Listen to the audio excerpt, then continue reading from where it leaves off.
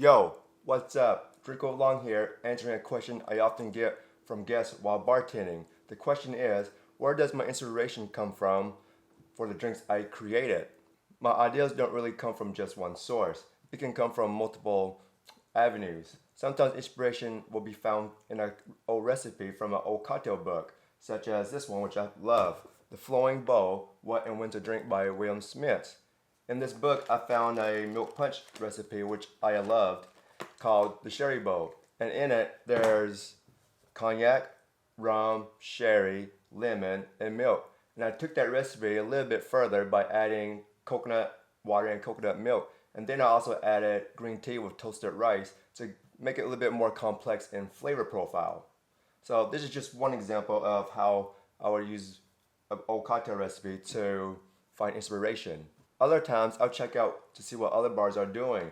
And by seeing what other bars are doing with their cocktail menu, I can sometimes see an ingredient or maybe even a cocktail that I see that I find interesting, which will spur a domino effect of ideas in my head. So an example would be if I see a shiso mojito on the menu, and I'm thinking shiso seems like a cool ingredient to use, so why not do something similar to a shiso mojito? In my head, I could think of shiso and red bell pepper pairings, and then instead of using soda water for the mojito, maybe I'll do a shaken sour cocktail and top it off with champagne. So those are ways of my head spurring ideas for cocktails. There are times when I'll have a product which I think is amazing that I want to use. And what I'll do is I'll make a list of flavors that I taste from the product. And then on the second list of flavor profiles, I'll write down all the flavors that I think will match with the product flavor profiles that I just tasted. And by doing that, I can bounce flavors around, trying to figure out what flavors will go well together in creating a new cocktail. My number one spot to look for inspiration for my cocktails is through food. And the main reason why is because the flavor profiles are already worked out for you. If the flavor profiles of the particular dish works out, then more than likely the flavor profiles will also work out for your newly created cocktail. One example is a dish that my mom stir fries in a wok with pineapple, celery, and bird's eye chili peppers.